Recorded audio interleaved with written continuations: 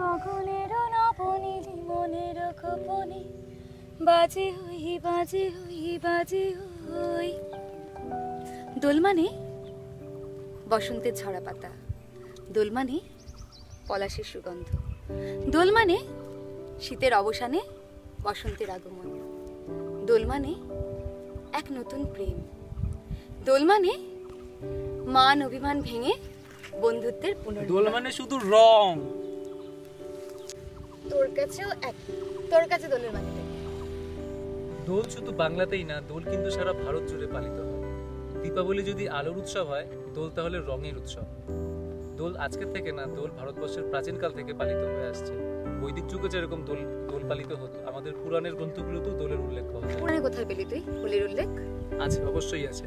হিরণ্যকশ্যপ যখন রাজা ছিল, তখন সে চেয়েছিল ত্রিভুবনের ভগবান হয়ে উঠতে, এবং তার ছেলে প্রহ্লাদ বিষ্ণুর ভক্ত ছিল। কিন্তু হিরণ্যকশ্যপকে সে না মেনে বিষ্ণুর পূজা করতো, সেটা হিরণ্যকশ্যপের পছন্দ হয়নি। তাই সে নানা রকম ভাবে চক্রান্তে লিপ্ত হয় তার ছেলেকে হত্যা করার জন্য। আর এদিকে হিরণ্যকশ্যপের বোন ছিল হোলিকা, সে ব্রহ্মাদেবের বিশেষ বরপ্রাপ্ত ছিল। তার কাছে একটি বিশেষ চাদর ছিল, যেটা জড়িয়ে আগুনে বসলে হোলিকার মৃত্যু হওয়া সম্ভব নয়। কিন্তু তবুও যখন সে ভক্ত প্রহ্লাদকে জড়িয়ে নিয়ে চাদর জড়িয়ে আগুনে বসলো, তখন হোলিকার মৃত্যু হলো, কিন্তু ভক্ত প্রহ্লাদের কিচ্ছু হলো না।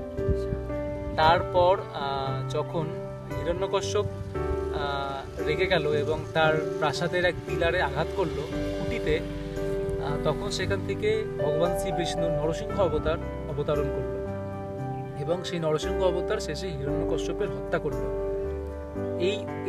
এই ঘটনাটি ঘটেছিল সেই সময়কার বসন্ত পঞ্চমীর দিনে, এবং বসন্ত পঞ্চমীর দিনে ঘটনাটি হওয়ার পর অশুভ শক্তিকে বিনাশ করে শুভ শক্তির জয় হিসেবে তখনকার মানুষজন রঙের উৎসবে মেতে ওঠে, যা আজও আমরা হোলি বলে পালন করে থাকি। তার মানে আমাদের যে দোল উৎসব, তার আরেকটা মানে হচ্ছে অশুভ শক্তির ওখানে বিনাশ করে আর শুভ শক্তির জয়। শুধু এখানেই নয়, বৃন্দাবনে যে রাধাকৃষ্ণ দোল খেলতো, সে তো সারা দুনিয়া জানে।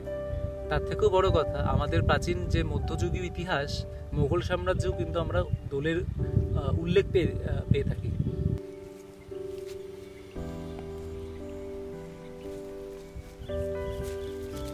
আনন্দ থাকুন, সুস্থ থাকুন, রঙের উৎসবে রঙিন হয়ে উঠুন। মনে রাখবেন, আপনার আনন্দ যেন অন্যের নিরানন্দের কারণ না হয়। চলন্ত গাড়িতে বেলুন বা অন্য যে কোনো জিনিস ছুঁড়ে ফেলবেন না, এতে যে কোনো ধরনের বিপদ হতে পারে। রাসায়নিক রঙের পরিবর্তে জৈব রং ব্যবহার করুন। নেশাগ্রস্ত অবস্থায় গাড়ি চালাবেন না, হেলমেট পরে গাড়ি চালাবেন। ফুল প্যান্ট, ফুল হাতা জামা এবং সানগ্লাস ব্যবহার করুন।